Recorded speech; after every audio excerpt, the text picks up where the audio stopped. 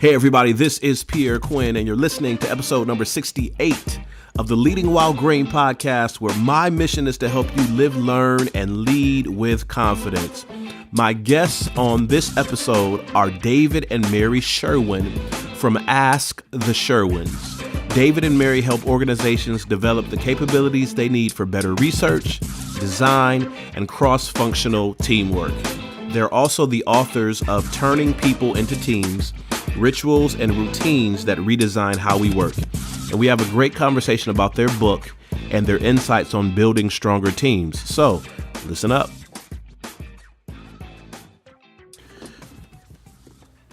Before we jump into the conversation with David and Mary Sherwin, I just want to thank each and every one of you that continue to support the Leading While Green podcast, your reviews on iTunes, your comments on my blog, prcquinn.com, you're sharing it on social media. It's an incredible help that you are to this podcast journey and helping me to take this message of effective leadership around the world. So I just want to thank you. I also want to encourage you to stop by prcquinn.com and take advantage of my holiday special. I think it's going to be up for a couple of more days. So as soon as you listen to this episode, hop over to prcquinn.com and see if it's still up. What I'm doing is I'm offering my signature leadership course, my Leading While Green Leadership Intensive. I'm offering the course for only $97. That's right, for only $97. It comes with some intense video modules, a 48-page study guide, practical, actionable advice for leaders that you can put into place right now. And as a bonus, because we all like bonuses, as a bonus, I'm throwing in one free leadership coaching session. So you get lifetime access to the course, incredible video modules, practical, actionable advice, a 48-page study guide, and 1 hour of leadership coaching for only $97. I mean, the leadership coaching alone is worth twice as much. So you're getting an incredible deal, and I want to make sure you take advantage of that deal. Well, I had a great conversation with David and Mary Sherwin from Ask The Sherwins. We talked about their new book, Turning People into Teams, Rituals and Routines that Redesign How We Work. And we also talked about their work in teaching this thinking of collaboration and team building. They've worked with some of the top companies in the world. They've lectured at some of the top design schools in the world. And they're really making an incredible difference when leaders think about how to get their teams to work together, about being intentional about team building. And we're not talking about mushy patty cake kumbaya stuff. We're talking about professional things that work very well in a professional environment to grow your teams and to learn your people better. So check out my conversation, listen to this conversation, take some notes on this conversation, and be prepared to grow as a leader. Here's my chat with Mary and David Sherwin.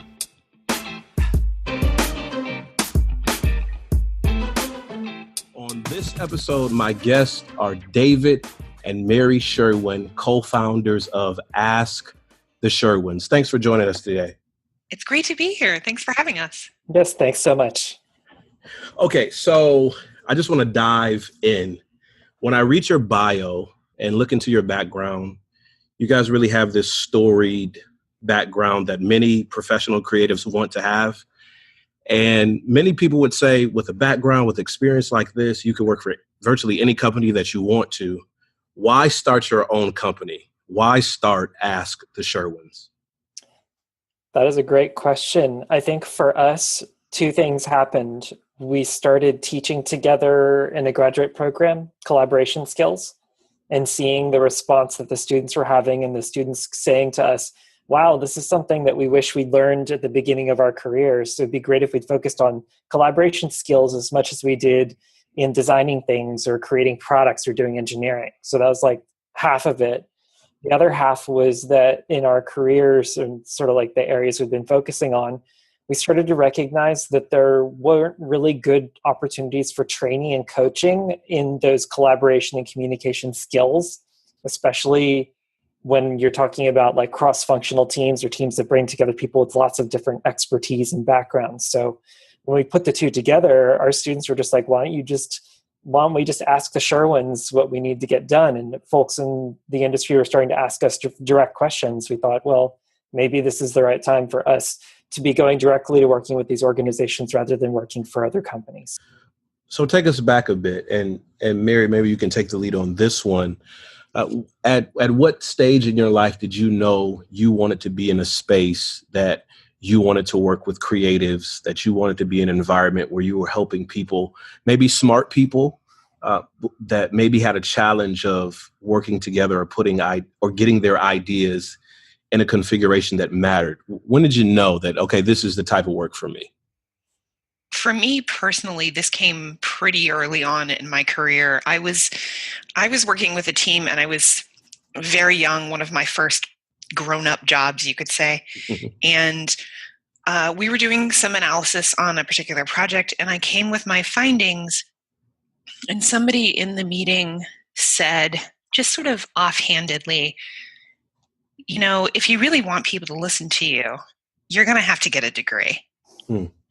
And this was something, I've always been a little bit of an overachiever, and my life had fallen into place at that point where I didn't have my degree yet. And I sort of made this like personal vow that I was going to make sure that whatever situation I was ever in, that I never put somebody else in that position where they had a valid contribution, and because of circumstances beyond their control, or because of an arbitrary lack of experience or type of experience, that was going to stand in the way of every person in the team having a valid contribution. So very early on in my career, I was like, how can I make sure this doesn't happen to me again?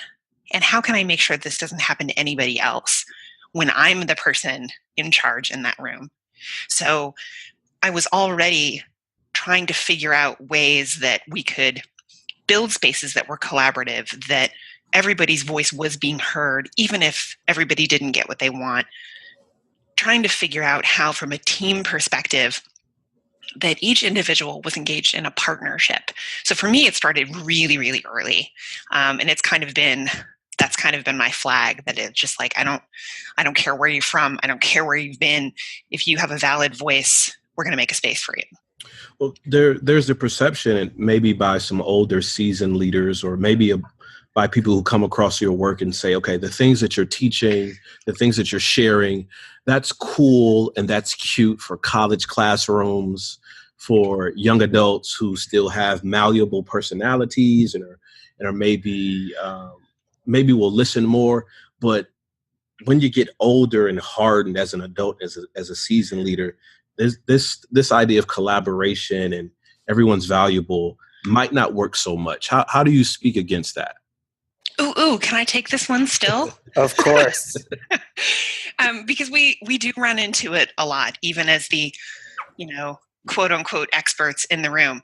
And what you have to do, and what we really do, and I would love to say that this is just a generational thing, but we kind of see this, from 22 to 82. Mm-hmm. And what helps in those circumstances is to show the rigor. So it's not, everyone that can speak gets a voice. It's not necessarily that. It's giving people the opportunity to put what their contribution is into a particular framework to make it useful. And that's what a leader really is kind of there for in those more open collaboration spaces, is to really define the type of input they're looking for, how they're going to use it, and what kind of output they're looking for. That kind of clarity allows people who just haven't had the years in the seat yet to figure out, I got valid things to say, but I don't know how to say it and how they want. There's this way that you are really clear about the type of information that you're looking for. And then you coach those younger individuals to give the information that you want in the way that you want it. From a more established perspective, yes, it takes time. Yes, there's a lot more information coming at you, but you're making more informed decisions, and you have the ability to get people to give you the information that you need more quickly, so long as you're willing to invest that time to teach them how to do it. Because someday you're not going to be there.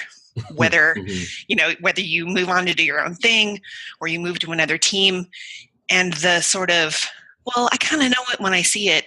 It doesn't have any legs, and it's really difficult to build a team off of that. You have to teach people how to do what you do and how you see it. Yeah, and I would add it's a big head shift that we think is happening for those folks who might say like, well, this is how collaboration should happen with my teams, is that we've seen this move from like leaders saying, this is the work that needs to be done and this is how you're going to get it done, to these are the problems that we're dealing with, and can you help us figure out how we're going to solve them and how you want to approach solving them? Mm. And I think the folks that have a little more rigid in the way they think about leadership, the types of problems that they're trying to deal with just don't react well to sort of like a top-down, I know how you're going to do this, you just need to execute on my orders. Like, that's not how we see ways of working happening with most organizations that we're at. So people are forced to adapt that are in this like leadership position to sort of give more ownership and authority to their teams, because the team's going to be smarter than them about how to address those situations and what they need to do. And there's definitely times where, we've told many, many leaders and new leaders, especially because it's kind of hard to figure out the balance between, okay, I need to get everybody's input versus we need to get stuff done. Mhm.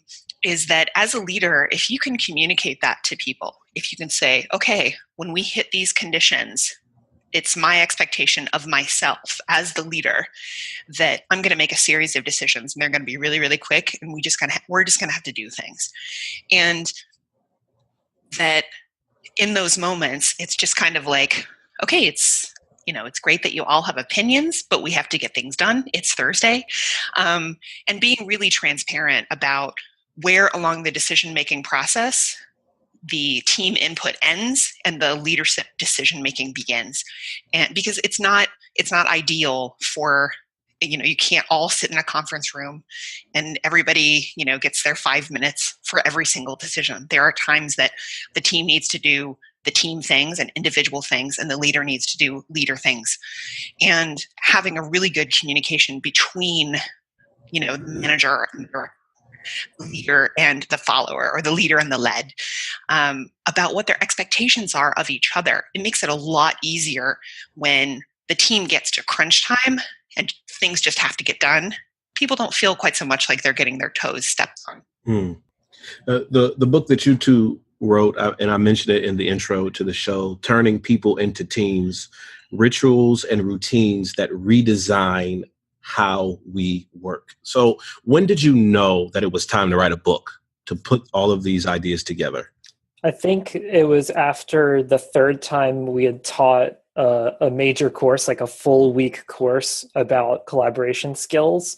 And we saw how year over year, the students we were working with were really taking in those skills. And I think on the flight back from teaching, wrote an outline of the book, first draft, and said, this might be a book, but it's going to take a lot more road testing and work to make sure that the different rituals that we're experimenting with are going to work in different environments. So after that, it took a couple of years of trying out the material in the book with corporate teams, with not-for-profit teams, people who work in social services, in government, and then also in education, just to really make sure we'd stress tested the material. And at that point, it was a matter of like, okay, this is it. Now we're going to do it. We're going to fully finish writing it and get a publisher.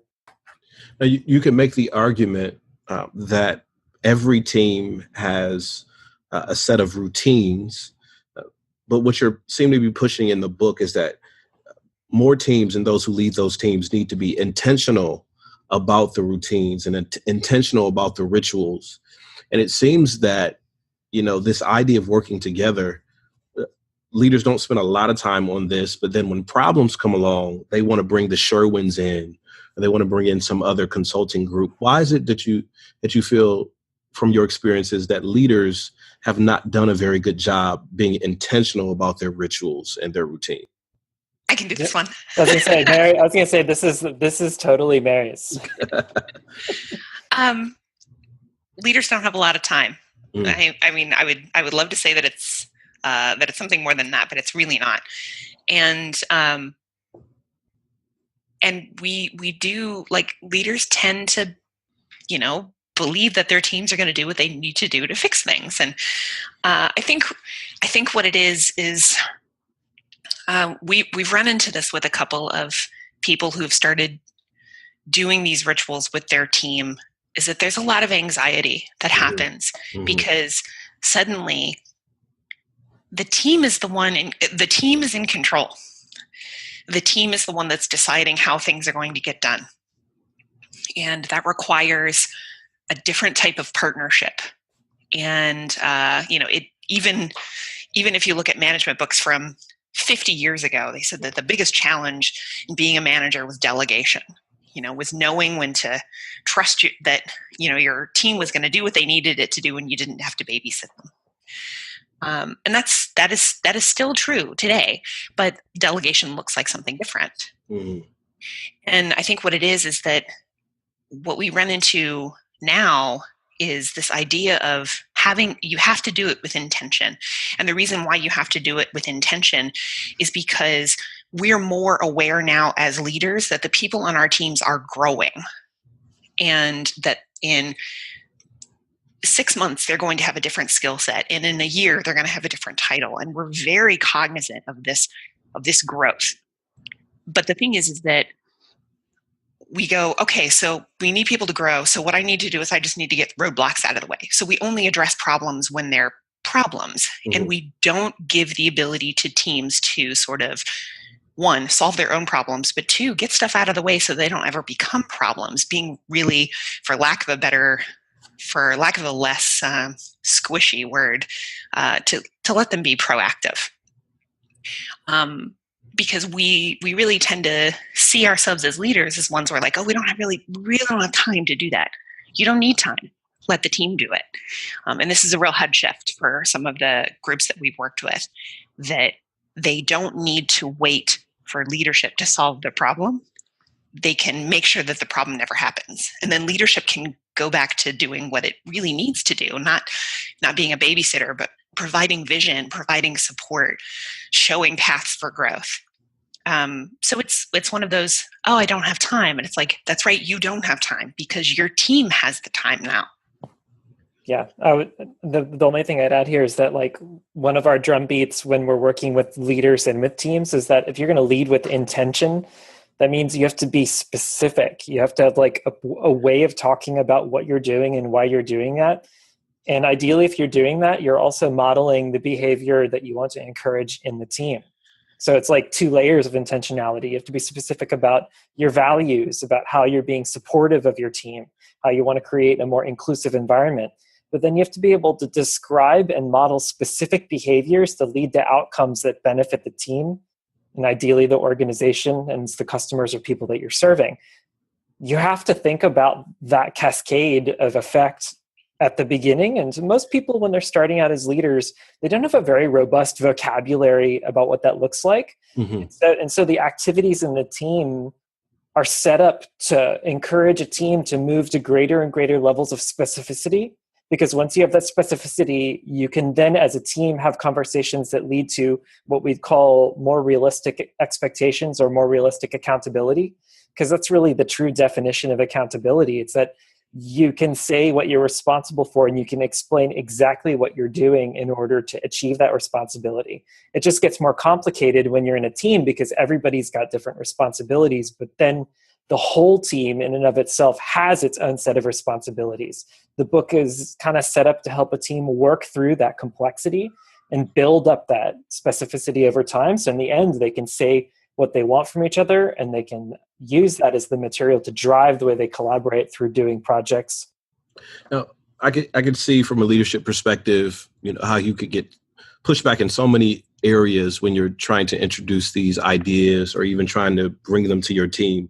And one that comes out for me is this question of vulnerability, especially in the beginning of the book where you talk about, help the team focus by talking about the team and what everyone brings to the table and what everyone's expectations are. There are some people that say, I'm not here for that. I'm here to get my job done. I'm not here to share with you my strengths and my weaknesses, my background. I'm here to do X, Y, and Z job. and this is only going to get in the way, or I'm not here for any of that sort of kumbaya stuff. How do you speak back against when you get pushback like that? That person right there is me. I've worked with a number of teams where it was very like, tell me your deepest, darkest secrets. Like, I want to know everything about you. And I'm like, one, no, you don't. You really don't. and two, we don't have time for any of that. Like, it's like I'm very task oriented around, particular things like that. Because one of the things that we say in our book is that a lot of these rituals, especially near the beginning, they can be therapeutic, but they are not therapy. Mm-hmm, mm-hmm. And I like that. That's good. I think that this really sort of different way of looking at it is what you consider to be like, what are you bringing to the team?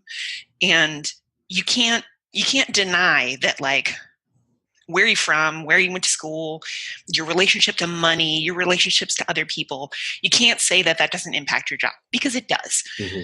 Whether you want to talk about that with your team is a decision that you all have to make together. Now, we've worked with teams in other cultures where it is unacceptable to talk about your personal life. Mm-hmm. You just don't do it. There are people who've been working together forever, and they don't know anything about each other outside of the office. And in those circumstances, they have decided to sort of keep going with the way that the corporation has set them up for that. And so when they talk about contributions, they talk about their professional contributions.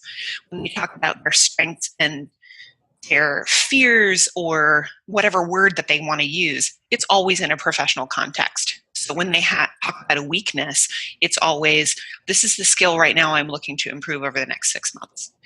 If they are talking about things that they're interested in, it's in terms of product. It's in terms of team interactions that lead to future process improvement around XYZ. So the team has the ability to say, okay, this idea of vulnerability, and I'm a little allergic to that word. It can be, are we here to be friends? That's great. But if I can't tell you when I'm doing that exercise how this information is going to contribute, like, why do you need to know this? Mm-hmm. If I can't tell you that, I can't in good faith ask you to do it. So whatever happened, when you were really, really young, if I can't guarantee you that people are going to be ethical with your input and not hurt you with it, then I'm not going to do it. And I'm not going to ask. 2, if I can't figure out a way to make that input useful to everybody on the team, then I'm not going to go there. And 3, if it doesn't contribute to the overall team vision, the team structure, what the team values, then they shouldn't be asking each other to begin with. And I'm a big believer in, why are we doing this and what's the output? Mm-hmm. So I think giving people the ability to talk about contributions in a different way, about skills, about input, about vision, rather than it being about things that have happened before you came to the door. And we use this phrase a lot, where when you're talking about who you are as a person and your values, or even maybe your background, is that you want to give reasons. You don't want to give excuses. So if you're saying, like, well, this is just how I do things, if that can be turned around and you're using that as an excuse to deliver substandard work, to put people on your team in awkward positions, to make other people feel unsafe or unwelcome, out of here. Done. There's no place for that behavior on the team. One of the rituals that you two have in the book is the "What should we change" ritual. And I've been on teams before, and even led teams before, that we started extremely well. We had clear objectives up front. But after the project was over, or near the end, we never came back around, or even midway, saying, okay, what's working well and what should we change? and how do we reconfigure this thing? Why is it so important for teams to be able to introduce a ritual like that? Like, what should we change? Well, this is one of those things where when we're working with teams, sometimes when we say, hey, we're going to do a ritual that's about reflection, they're just like, reflection? That doesn't sound like something we do at work. That just doesn't sound like an activity that we would do. Maybe, like I'm out sipping some coffee on the porch on the weekend and reflecting on life. That's, like what the picture that snaps into their minds when you bring that up at work. But the way we frame it when we're working with teams is like, if you don't have regular conversations about what's working and what's potentially not working, then there's no way to actually improve how the team's going to be working together in the future. And if you're going to be working together for some substantial period of time, a lot could happen to really impact the quality of the team collaboration and the work they're going to create. Also, if you want that team to take what they've learned and bring like what's worked well into new teams, they don't have that material walking out of that team. They have to like find it for themselves and try to figure it out. So this is the kind of ritual where we try to introduce it within a week or two of working together, not as an environment to say like, here's all the stuff that we're going to fix that's not working, but to say like, what are the things that we're doing? Like the behaviors that we're demonstrating, the things that we're doing, how we work with each other that are working well. How do we continue that? How do we support that? And for most teams, they just don't spend a lot of time talking about what's working. And we think that's really a missed opportunity. So that's like the first piece of it all. The second piece of it all is like, if there are issues, the team needs to understand everybody's point of view about what that might be before they start coming up with potential solutions for it. And that's a habit that we've seen with a lot of teams that do choose to do reflection rituals, is they kind of slide right into being like, well, these are the problems, and so let's just start coming up with ideas, and they kind of skip over what's working, and they also skip over understanding what the real problems might be that the team can address. And so the way we set up that specific ritual, the what should we change ritual, it addresses a lot of the issues that we've seen come up in these types of activities where teams just kind of like skip to the end and they miss all the really good stuff that they can continue to build on, and also kind of reinforce what's important to them about that team experience. The book is written in a way really simple. I mean, really punchy, really laid out for you. And I love the diagrams, the images in the book of how to set up the rituals. But I got to ask you, there's this one phrase that I see in the book over and over and over and over again. And the phrase is, set up this rituals diagram in a location that all of your team members can see. Like what made you put that phrase in there over and over and over again? Oh, we worked.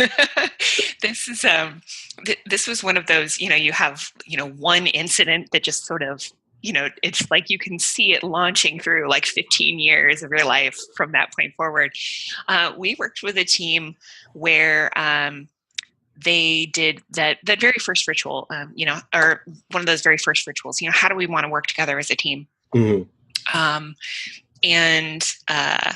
So they had already done that. And then we came back sort of with a check-in with them about 5 months later, and it had gone not even sideways. Like sideways is a gentle word. It was bad.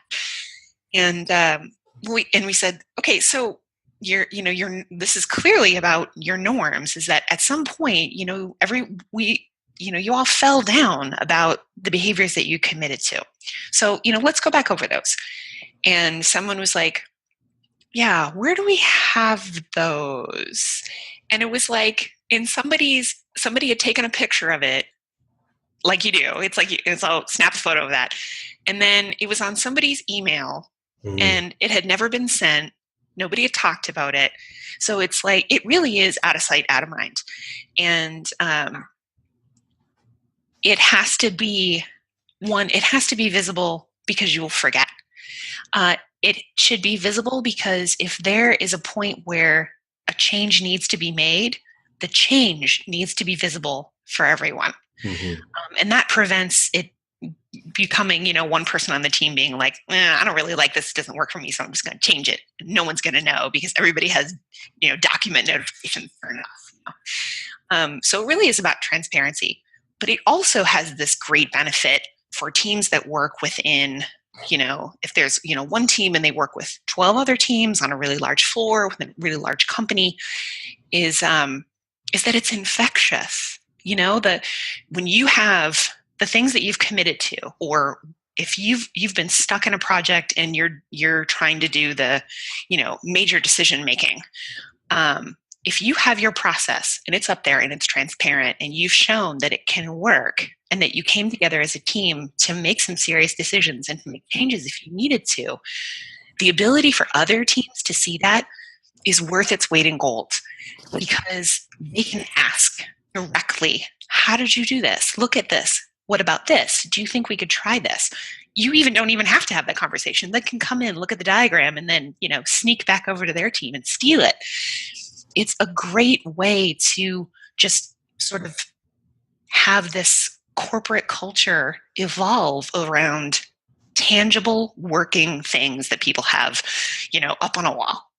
And if you don't have wall space, it's like we have one team where they have their particular project goals right next to, essentially their functional Gantt chart for the project that they're on. And they just move it from workspace to workspace. It's like there's always somebody who has a little bit of room. And so they just move it from place to place. But if you ever need it, it's like, they have a little pink sticky note right at the top of their desk. And they're like, okay, I have the chart today. Yeah. I would also add, we don't want to make any assumptions about how the team works if they're in a virtual or blended team and in person as well. So even though what's shown in the book is kind of like the whiteboard version of it, when you do it in a remote or digital context, we want to be clear that like you do the same things, you like have the same visibility for everybody into that content. It's not something that you just do when you happen to be all together in person on a Thursday. It's something that you can do anywhere. And for the remote teams that we interact with, and when they use these rituals, we want to foster the same types of behaviors or the same habits around this visualization. For some of them, the material that comes out of it is the way they track their assumptions and track how they want other people to collaborate with them. And they kind of put them up loud and proud in terms of like their virtual spaces or the places that they have sort of chat-based interactions. So that way other people can sort of see what they're thinking and understand the expectations of them if they choose to engage. Before we run out of time, talk to me a little bit about the card deck that on your website, you say it's a great supplement to using the rituals in the book to turn your people into team. The card deck came about not too long ago when we realized that how a lot of people were talking about how they wanted to work together with teams. We were looking at articles and how people talked about teamwork and leadership and everything. And there were all these really nice sounding words, but very little that was tangible. And very, very few instructions where you could say, like, I did this and this is what happened. It was all very abstract. And we thought about it and we talked to a bunch of teams in a couple of different industries, and we realized that it's great to have values and you have, your mission and your vision, and that's what guides the team. But that when things get difficult, we use those values as weapons against each other. So when you're stressed, when deadlines are tight, when somebody does something we don't want them to do, we say things like, you know what, you just don't respect me. We say, I don't know, this team isn't very creative. This is not a collaborative environment. But once you've gotten to that point of abstraction, you can't do anything with it. You can't. It's hard to change. It's hard to engage with the conversation. It's hard to figure out what specific behaviors people are talking about. So the card deck gives the team the ability to say, okay, we're stepping away from abstraction. We're stepping away from the words that sound good, and we're looking at the real behaviors. What are we going to commit to as members of a team that we can say, yes, we did it, or no, we didn't? So that when things go wrong, we're not saying, you're just not really professional. we can say, when we started this project, one of the behaviors that we committed to was that we weren't going to answer email after 10. So I noticed this. Talk to me about it. And that gives both people or everybody on the team real tangible things that they can talk about and that they can change and that they can commit to. It's not something abstract that 8 times out of 10 is hurting people more than helping. And the card deck's fun. It's colorful. It's bright. It's super easy to pass around. And it's something you can use yourself as well. And it can be a little bit of a soul-searching activity, being like, what words are important to me? How do I talk about how I am on a team? And how can other people see that? As you travel and as you share these ideas on team building, alignment, collaboration, can you share a story? And I know you have to change names and locations, but can you share a story of a time when you've gone in to work with or teach a class or train a team, and at the beginning the leader and the participants were a bit skeptical, arms were crossed, but by the time the session was over, the week was over, they were all kind of leaning forward and saying, okay, I get it. This makes sense. And we see this, how this can make a difference for us. That's you. Awesome. Or it can be me. I was going to say, you're describing like almost every class that we teach. There are always people that come into the classes that we teach that have their own opinions and perceptions about what teamwork is and what it looks like. And, a lot of people, when they hear even the word like, yay, we're going to focus on our teamwork, like they think about like trust falls and really fluffy activities. So we get that. So I think there's a training we did a couple of years ago that we were working with cross-functional teams. So you had people that worked across like things like engineering and product and design and marketing and all that stuff.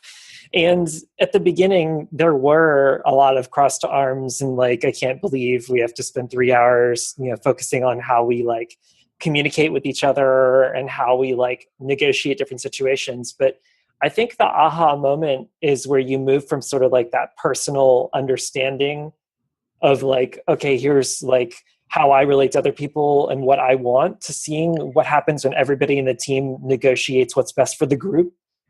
And the way that we did it in this situation is that after people learn like rituals for giving and receiving feedback, then we moved from there into like, here's some situations that usually come up at work where these skills get really stressed, and now you have to role play that. And we'd had some people have like secret instructions to be like, okay, you have to like behave in this way that works against the demands or needs of the group. And as that played out, people started to recognize that like their usual strategies that they would have used in the past don't work in those situations, and they had to try different techniques. And seeing that like the team, if everybody in the team was using those techniques, it better help them like work through, resolve the situations in a a realistic, but not a sort of like true work interaction, but a place to try it on.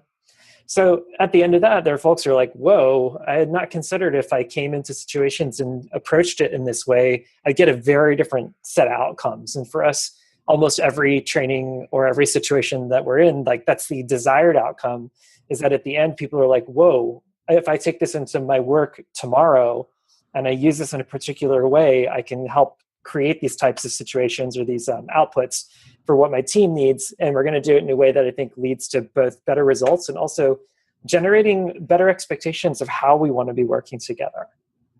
In the book, near the back half of the book, we talk about confidence voting when you're making decisions. And we did a training not too long ago with a bunch of senior leaders and a bunch of their direct reports.